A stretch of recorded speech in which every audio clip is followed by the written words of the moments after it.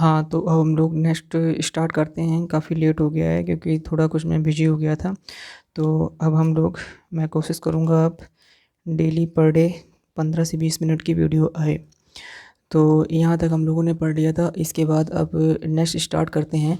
इसी में था, जैसे ये टाइप था, तो टाइप में पढ़ा था दो संख्याओं के बीच आने वाली उन सभी विभाजित पदों की संख्या जो किसी पर्टिकुलर संख्या से विभाज्य हो।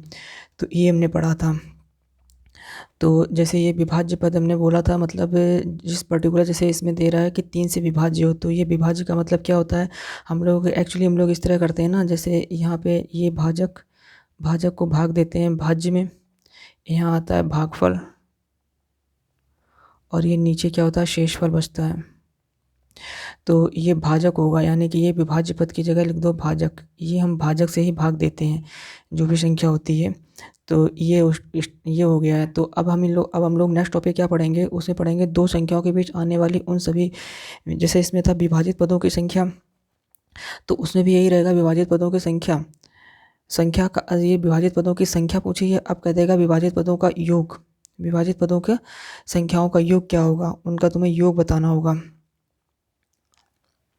जैसे ये लिखा है 400 से, जैसे ये है 100 से 400 तक कितनी संख्याएं हैं जो 7 से विभाज्य हैं। अब इस तरह के टाइप के क्वेश्चन में कह देगा जैसे 100 से 400 तक की संख्याओं का योग जो 5 से विभाज्य हो, मतलब पहला उनका योग वो जो 5 से विभाज्य हो, इस तरह करके कहेगा। तो मैं इसका टाइप लिख देता हूँ, कैसे करेंगे। टाइप पढ़ते हैं हम लोग।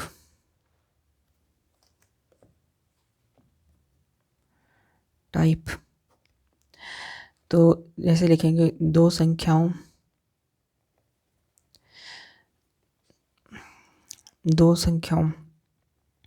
तक, कह देगा दो संख्याओं तक या बीच में कह देगा। जैसे कह देगा 100 से लेकर, ये मतलब वो दो चीज़ें होंगी जो मैंने पढ़ा रखा है कि 100 से 200, 100 के 200 के मध्य, या 100 से 200 तक, उसी वही चीज़ मैं लिख रहा हूँ। दो संख्याओं तक या बीच आने वाली उन सभी विभाजित पदों उन सभी विभाजित पदों का योग जो किसी एक पर्टिकुलर संख्या से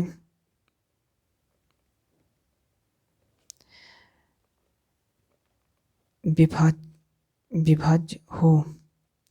विभाज्य हो इस तरह कर देगा, या कह देगा गुणज हो। दोनों चीज़ें कह सकता है, गुणज हो ये कह सकता है। तो ये हम लोग टाइप पढ़ेंगे। अब इस तरह के क्वेश्चन को कैसे सॉल्व करेंगे, तो देखो इसमें दो फॉर्मूले लगते हैं, मतलब दो, जैसे इस क्वेश्चन को दो टाइप से हम सॉल्व कर सकते हैं। तो फर्स्ट मेथड देख लेते हैं, फिर सेकंड मेथड देख लेते हैं। तो फर्स्ट मेथड में सम क्या लगेगा, मतलब क्या ये कह रहा है ना कि जो किसी पर्टिकुलर संख्या, उन सभी संख्याओं का योग, उन सभी विभाजित पदों का योग। इसमें योग पूछा ना, विभाजित पदों का योग। तो यही हम लोग लिखेंगे, विभाजित पदों का योग। ऐसे लिख देते हैं टाइप फर्स्ट में, विभाजित विभाजित पदों का योग बराबर में, कैसे इसका योग लिखेंगे? विभाजित पदों की संख्या, विभाजित पदों की संख्या, विभाजित पदों की संख्या डिवाइडेड बाय 2 कर दो, और ब्रैकेट में अंतिम विभाजित पद और प्लस का पहला विभाजित पद।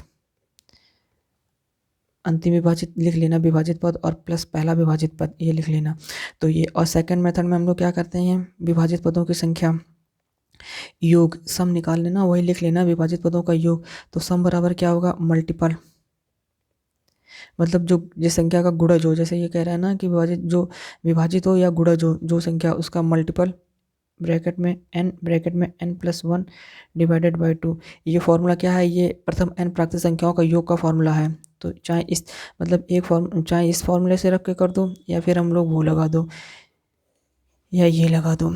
तो ये तो मैंने बता ही रखा है पीछे कि कैसे विभाजित पदों की संख्या हमें, मतलब विभाजित पदों की संख्या तो मालूम ही हो जाएगी, अंतिम पद और पहला पद भी मालूम हो जाएगा, और डिवाइडेड बाई 2 कर देंगे तो ये हमारा आंसर आ जाएगा। इसका ये वाला टाइप हम लोग बताते हैं कि इसको कैसे करेंगे। जैसे ये विभाजित पदों की संख्या है, तो इसमें मैंने बताया था ना विभाजित पदों की संख्या कैसे निकालेंगे, अंतिम विभाजित पद माइनस का प्रथम विभाजित पद डिवाइडेड बाय में भाजक, ये इस तरह करके बताया था ना, डिवाइडेड बाय में भाजक प्लस 1 कर देंगे तो ये आ जाएगा मेरे विभाजित पदों की संख्या। और अंतिम और पहला अंतिम विभाजित पद लिख लो, अंतिम विभाजित पद और प्लस का पहला विभाजित पद, ये कर देंगे और डिवाइडेड बाय 2 कर देंगे अंतिम विभाजित पद और पहला विभाजित पद जोड़ के और दूसरा ये मतलब सेकंड मेथड इस तरह करेंगे, सम बराबर में multiple n plus 1 divided by में 2। मैं बता देता हूँ इसको कैसे करते हैं। इसका एग्जांपल देखो, इसका एग्जांपल कैसे, अगर कहीं ऐसे दिया हुआ है, लिखा हुआ है 3 + 6 + 9 + 12, मतलब ये 3 का पहाड़ा लिखा हुआ है, 3 की टेबल लिखी हुई, 3 + 6 + 9 + 15 + डॉट डॉट, मान लिया ये n टर्म्स तक कह दिया है और कहा कि इसका योग निकालो।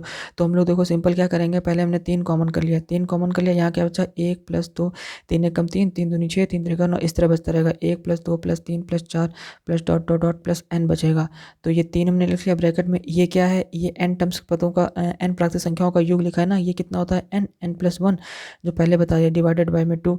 तो देखो वही चीज़ कहा, ये क्या, ये मैंने मल्टीपल कहा ना, ये जो मल्टीपल लिखा है वो वही मल्टीपल होता है जो मेरा कॉमन आएगा, तो ये मल्टीपल हो गया और ब्रैकेट में n + 1, ये हटा दो डिवाइडेड बाय में 2। तो यही वाला फॉर्मूला है जो कि मैंने यहाँ लिखा हुआ है। तो इसको देखो करते कैसे हैं, क्वेश्चन में करके बता देता हूँ कैसे करेंगे। जैसे एग्जाम्पल 1 लिखते हैं, इसको हम बताते हैं कि इसको हम लोग करेंगे कैसे। जैसे कह दिया है, जैसे कह रहा है 50 से 100 तक, 50 से 100 तक उन संख्याओं का योग, इसमें योग कह रहा है उन संख्याओं का योग जो 3 से विभाज्य हो, ये कह देगा 3 से विभाज्य हो, या ये भी कह सकता है 3 का गुणज हो। 50 से 100 तक उन संख्याओं का योग जो 3 से विभाज्य हो, ये 3 लिखा हुआ है, 3 से विभाज्य है, 3 का गुणा जो, तो देखो इस वाले मेथड से देखेंगे, फर्स्ट मेथड से करेंगे इस क्वेश्चन को, सेकंड दोनों मेथड से हम लोग करके देखेंगे। ये क्वेश्चन दोनों मेथड से करके बता दूंगा, उसके बाद सारे क्वेश्चन हम लोग करेंगे इससे करेंगे क्योंकि इससे जल्दी हो जाता है।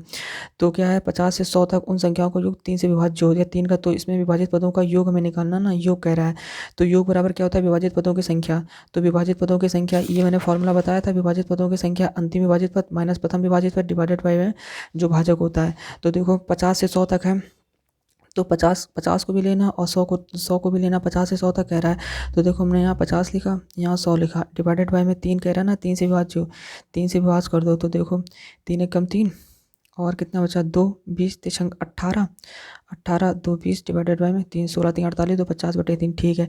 तो देखो 50, अगर ये कितना आया, मतलब 50 के बाद कितना, ये रिमाइंडर 2 बच रहा है ना, अगर इसमें रिमाइंडर 1 और कर दें, मतलब ये रिमाइंडर 2 बच रहा है ना, अगर +1 कर देंगे तो रिमाइंडर 0 हो जाएगा, यानी कि हमें +1 करना है, यानी कि अगर यहाँ पे 51 टर्म्स होता, 51 लिखा होता, +1 कर दें यानी कि 51 लिखा होता, तो 51 3 से डिवाइडेड है, कैसे देख लो, 3 एकम 3, 2 बचा, 3 7 21, मतलब हमें क्या करना होता है, जो 50 होता है इसके बाद हम लोग नेक्स्ट टर्म देखते हैं कौन सा टर्म जो होगा वो 3 से विभाजित होगा, और 100 में क्या देखते हैं कि इससे पहले में लाना होता है, यानी कि इससे पहले जो मेरा टर्म्स आएगा वो देखेंगे, उसमें रिमाइंडर घटा देंगे जो भी मेरा आएगा। अब इसको काट लो, देखो 3 त्रिका 9, 3 त्रिका 9, 1 बच रहा है, 1 डिवाइडेड बाय 3, अगर ये 1 ना होता, 100 में 1 कम कर दें तो ये मतलब जो पहले आता है वो रिमाइंडर मेरा 0 होता है, यहाँ पे भी रिमाइंडर, लेकिन हमें ये इस 50 से ज़्यादा लाना होता है, इसलिए हम लोग कितनी संख्या जोड़ते हैं जो मेरा रिमाइंडर 0 हो जाए। जैसे हमने इसमें 1 जोड़ दिया तो 2 1 3, 3 डिवाइडेड बाय 3 रिमाइंडर 0 हो जाएगा, तो यहाँ पे मतलब कितना आ जाएगा 51 आ जाएगा, और ये मेरा इसमें से 1 घटा दो यानी कि ये 99 आ जाएगा।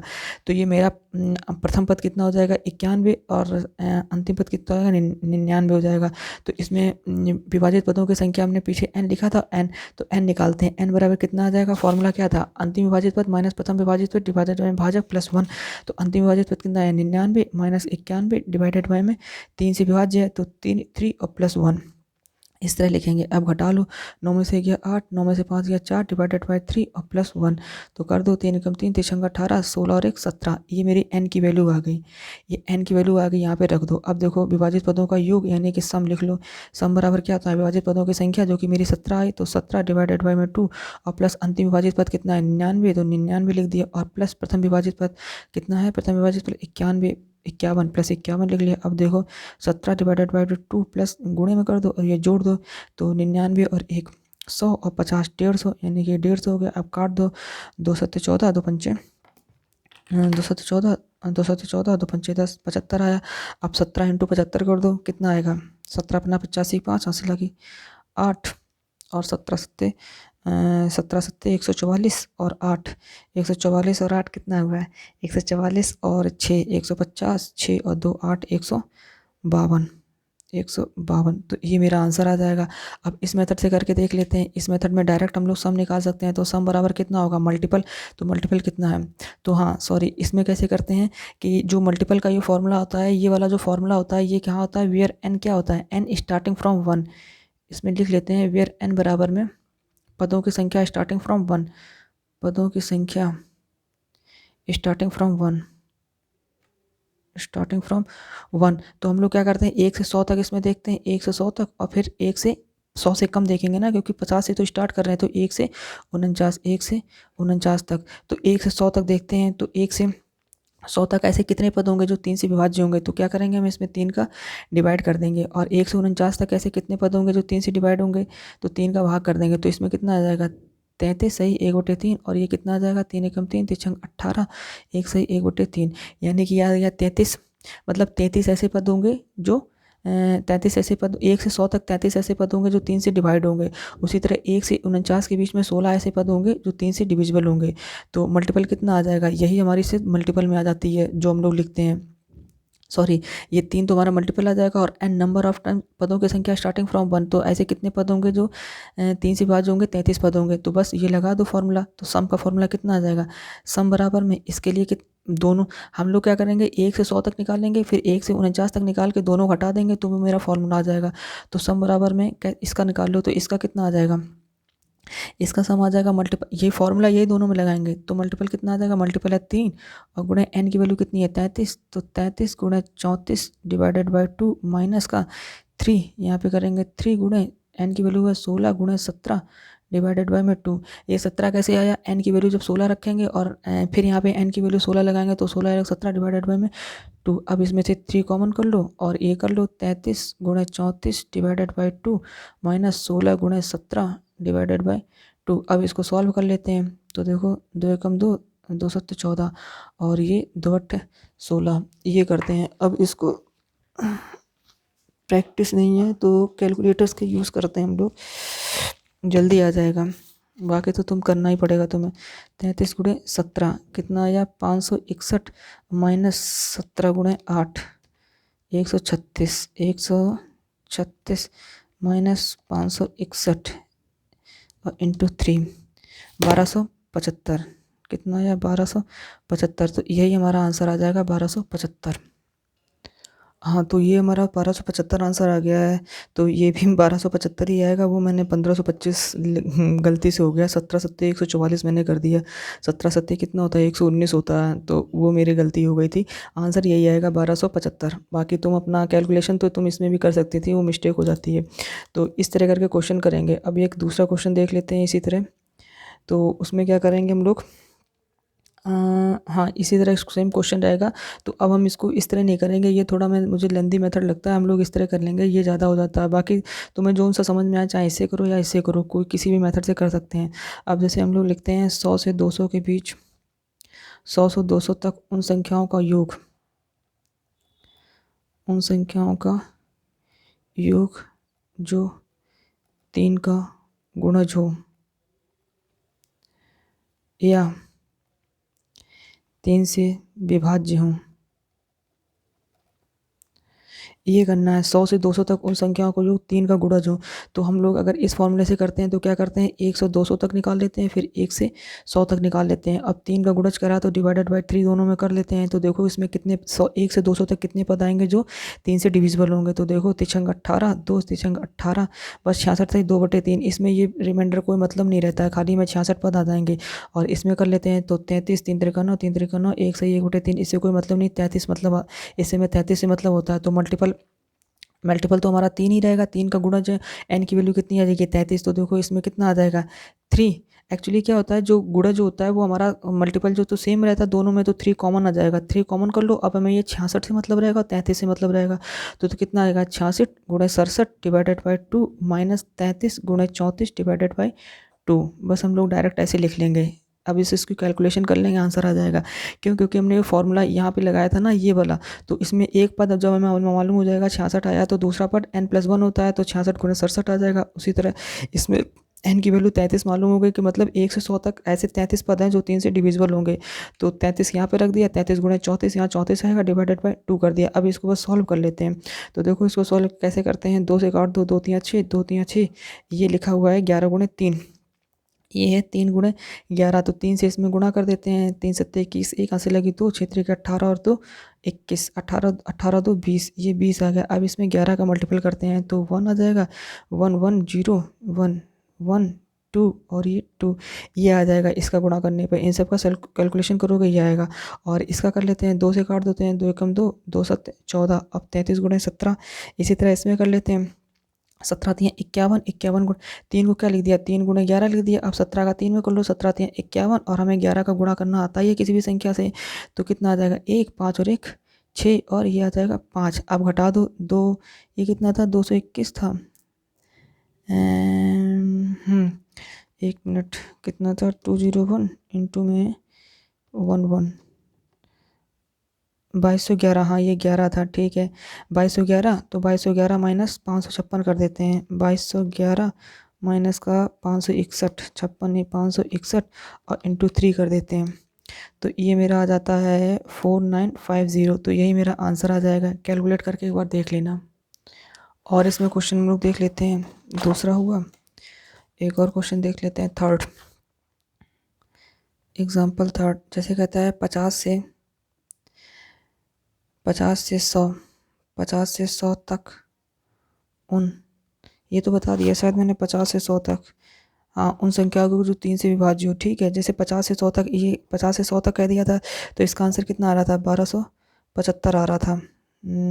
चलो फिर से मैं बता देता हूँ। अब इसमें इस क्वेश्चन में था 3 से विभाज्य, अब की बार मैं कहता हूँ 5 से विभाज्य है, तो 5 से कर देता हूँ। तो 50 से 100 तक उन संख्याओं का योग, उन संख्याओं का योग जो 5 से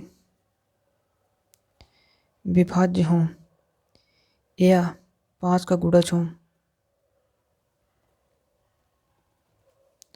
तो कैसे किया, जैसे करते हैं हम लोग डायरेक्ट वाला तरीके से करेंगे। 50 से 100 तक पूछा, यानी कि 1 से 100 तक निकाल लेंगे, माइनस कर देंगे, 1 से 49 तक निकाल लेंगे। और किससे, 5 से डिविजिबल है, यानी कि 5 से डिविजिबल, यानी कि 1 से 100 तक कितनी ऐसी संख्याएं जो 5 से डिविजिबल होंगी, 20। और इसका इसमें डिवाइड कर दो, तो कितना आएगा, 5 में 45, सही, 4/, इससे तो कोई मतलब नहीं। मतलब 1 से 50 तक, 1 से 49 तक 9 ऐसी संख्याएं जो 5 से डिविजिबल होंगी, तो हमें इससे इससे मतलब होता है। तो और इसमें क्या, 5 से विभाज्य हो, तो इसका इसमें हम लोग क्या कहेंगे, मल्टीपल कितना आता है, 5, और गुणे फार्मूला लगा दो, यानी कि 20 गुणे 21 डिवाइडेड बाई 2। उसी तरह इसमें कर दो 5, मल्टीपल तो 5 ही रहेगा, 5 गुणे इसमें कितना आ जाएगा, 9 है, तो 9 गुणे 10 डिवाइडेड बाई 2। ये 10 और ये 21 जानते ही होगे कि n+1, ये n होता है और ये n+1 होता है, जस्ट इससे एक नंबर होता है। अब इसको घटाना होता है। अब देखो दोनों में 5 कॉमन है, 5 कॉमन कर लिए। अब ये कितना आ जाएगा, 20 गुणे 21 डिवाइडेड बाई 2 माइनस 9 गुणे 10 डिवाइडेड बाई 2। अब इसको सॉल्व कर लो, बस ये 10 आ जाएगा और ये 2 पंचे 10 आ जाएगा। तो 2110, यानी कि आ गया 210 और 9 अपना 45। बस ये घटा दो, तो 210, 10 में से 5 गया, ये मल्टीपल में है, यानी कि 5 गुणे 10 में 5 गया 5, यहाँ बचा 0 4 6, तो ये कितना हो जाएगा 6, यहाँ हो जाएगा 1, 165। अब देखो दोनों को जोड़ लो, ये आ जाएगा 5 5 10 0 इसलिए 6 4 10 1 1 1 2, ठीक है, मेरा सही आंसर है। अब बस इसमें 5 का मतलब क्या करना है, डिवाइड करना है। तो 5 का गुणा करना है ना, तो मैंने क्या बताया था, जिस संख्या में 5 से गुणा करना होता है, 0 बढ़ा के 2 का डिवाइड कर देते हैं उसमें। तो 2 8 16, 2 दूनी 4, 2 पंचे 10, 825। तो इसका आंसर आ जाएगा 825, इसका आंसर आ जाएगा। ये नहीं समझ पाई मैं फिर से बता रहा हूँ। इसमें क्या था, 5 गुणे 100 165 था ना, तो मैंने क्या बताया था, 5 से गुणा करने का, 5 को हम लोग क्या लिख सकते हैं, 5 को हम लोग लिख सकते हैं 10/2 गुणे 165। अब ये अभी बस ये 0 है, तो 0 मल्टीप्लाई में यहाँ आ जाएगा, और ये 2 का डिवाइड है, तो उसका 2 का भाग कर देना, तो यही आ जाता है आंसर। तो ये हो गया। अब चौथा देख लेते हैं एक एग्जाम्पल और।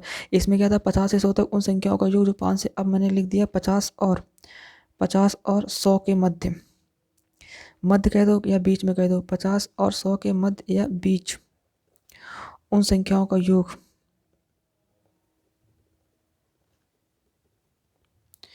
जो 5 से विभाज्य हो या 5 से 5 का गुणा जो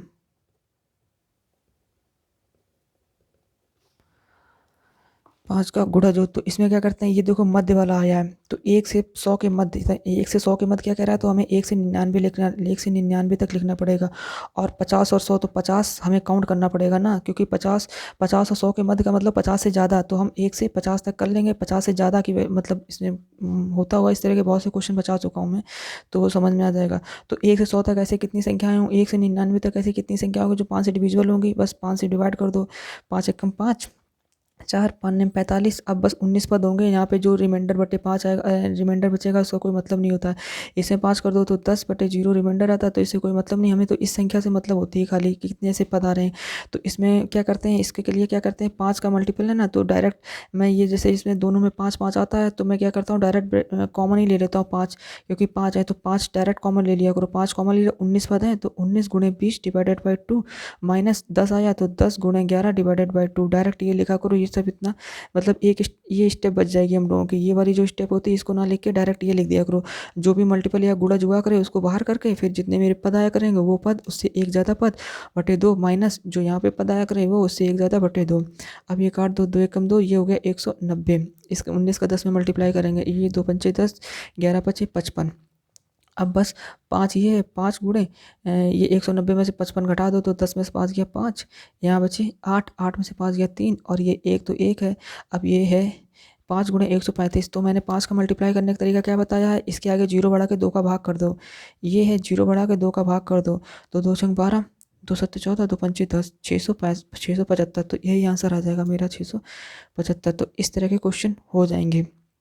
अब तो अब हम लोग कुछ नेक्स्ट टाइप के क्वेश्चन और पढ़ लेते हैं, देखते हैं कि इसमें और किस तरह के क्वेश्चन आ सकते हैं।